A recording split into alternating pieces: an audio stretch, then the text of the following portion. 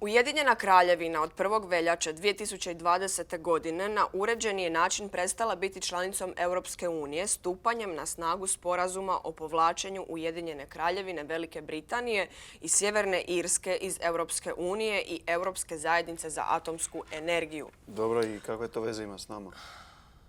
U tijeku pregovora o povlačenju za vladu Republike Hrvatske bilo je ključno zaštititi prava državljana Republike Hrvatske koji su zakonito boravili u Ujedinjenom Kraljevstvu do datuma povlačenja. Također, trebalo je pružiti jasne informacije i siguran status državljanima Ujedinjenog Kraljevstva koji su do navedenog datuma boravili u Hrvatskoj. Pa dobro da, kad se povlači jedna država, to utječe na sve. Pa da, recimo da sad se Josip odluči preseliti. Da, nikamo se ja ne selim. 31. prosinca građani Europske unije moći će nastaviti živjeti, raditi ili studirati u skladu s pravima Europske unije. To uključuje pravo na boravak, traženje posla, rad bez radne dozvole, jednak pristup zdravstvenim uslugama i mirovinama, napuštanje Ujedinjenog Kraljevstva ili Europske unije u razdoblju od maksimalno 5 godina bez gubitka prava.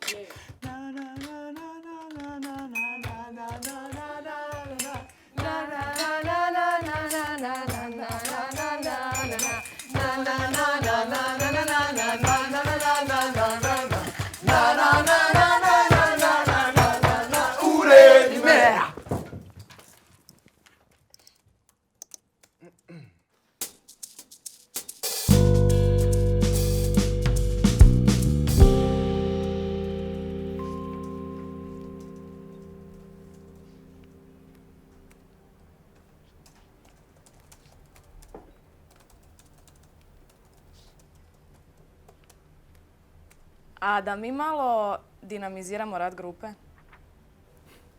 Da šta? Pa da ne radi ovako, svatko za sebe. Nego kako? Mislim, prvo moramo prikupljati podatke, raditi Pa istraživanje. da, ali provedemo dobar dio dana ovak svako u svom poslu, a ne znam, možda bi bilo kvalitetnije kad bi zajedno. Stela, pa to uopće nije loša ideja. Da, ja i onako ne znam šta radim. Pa da, Josipe, to što ti ne znaš šta radiš, to je druga neka stvar, ali Marta je u pravu, znaš, istraživanje to se ne može raditi zajedno. Prvo svatko odvojeno napravi svoj posao i onda Realno eventualno ti kasnije... ne znaš raditi u grupi, tako da... Molim? Pa da, ti bi najradije sve sam. Naravno da zna. Ljudi, grupni rad dolazi kasnije. Jesi čuo?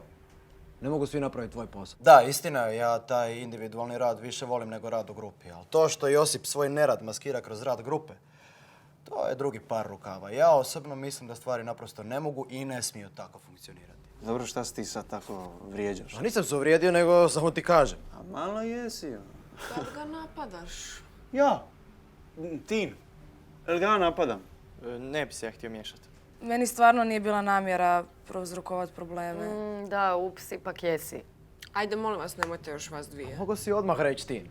Ajde, reci slobodno ako se slažeš ti, Josip. Rekao sam neću se miješati. Eto ga, dakle i ti misliš da ja ne znam raditi u grupi. Ajmo prestat biti djetinjasti. Da, najmanje ćemo napraviti ako ovak nastavite.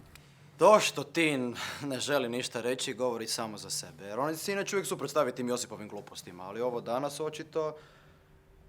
Dobro ljudi, ako je tako, onda ja mislim stvarno da je najbolje da ja lijepo odem iz projekta. Eto. Kamo? Pa idem iz projekta, gotovo. Daj čovječe, šta ti je? Pa sami ste rekli, nisam za tim, nisam za grupu, što da je? Jel može možda bez drame? Luka, samo sam predložila. Ne, drago mi je da jesi Stella, jer sad da vidim što moji dragi kolege misle o meni. Ma da, Josip se samo šali, on nikad ne misli ozbiljno. A pa očito misli, očito ne samo on. Josipe, reci mu. Pa, dobro, pa rekao sam šta mislim. Ja sam za grupu, ti nisi. Šta to ima loše? Mislim, ima to i svojih prednosti, taj jedan samostalni, predani rad. Samo što to ovdje nitko ne razumije, očito. A jesmo se svi prijavili pojedinačno, jesmo. Dakle, molim lijepo, ne razumijem, stvarno. Okej, oprosti, nisam mislio da ćeš se naljutiti. Nisam se ja naljutio, nego... Jednostavno vidim da vam ne trebam. Ma daj, ne govori gluposti, naravno da nam trebaš. Znaš šta, ja stvarno od početka nisam uopće bio tip za sve ovo, tako da... Ali dobro, čekaj malo otkud sad sve to, nikad nije bilo ovakvih problema. Daj, nemoj ići. I to i što Josip govori, to su gluposti. Josipe. Pa dobro, pa nisam tako mislio. A nas dvojica, mi imamo drugačije pristupe, ali zato je zanimljivije raditi. Gle, mi smo tim. Da, i ako neko ode iz tima, onda to utječe na sve. Tako je. I bilo je stvari koje si samo ti mogao riješiti sam u kutu svog ureda. Radiš cijeli dan i na kraju doneseš najbolja rješenja. Daj, čovječe, šalio sam se. Joj, te tvoje šale... Okej.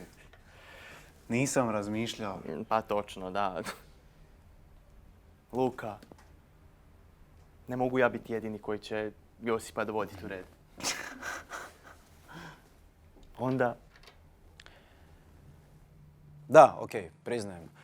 Preburno sam reagirao oko Josipa kad sam mu rekao da ne zna raditi sam. Jer on je meni samo uzvratio, ali... Eto, on ne zna raditi sam, ja ne znam raditi u grupi. I to je valjda onda neka mogućnost za dobru suradnju, nadam se. A dobro. Ne bi to bio tim, da. Mislim, kad bi Josip bio u kontroli, ne? I kad Luka ne bi prigovarao. Okej. Ajmo radit. Ajmo.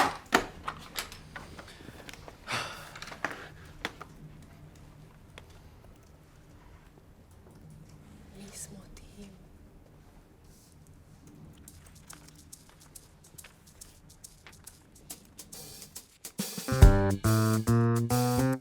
Proces pregovaranja o Brexitu počeo je 19.6.2017. godine. 31. siječnja 2020. Velika Britanija je službeno postala prva članica koja je napustila Europsku uniju. Mladi trebaju biti upoznati sa činjenicom da je Europska unija od početka do dana izlaska ostala jedinstvena u odnosu na pitanje Brexita. To se najviše odnosilo na izjednačene uvjete bez iznimki, uzajamnu odgovornost, transparentne pristupe pregovorima i iskrenu suradnju. Također, mladi trebaju biti upoznati sa činjenicom da budućnost odnosa Europske unije i Velike Britanije ovisi o diplomatskoj suradnji koja mora biti bliska i dugotrajna, temeljena na savjetovanju, dijalogu i razmjeni informacija. Naravno, u onoj mjeri u kojoj je Britanija spremna surađivati sa Europskom unijom.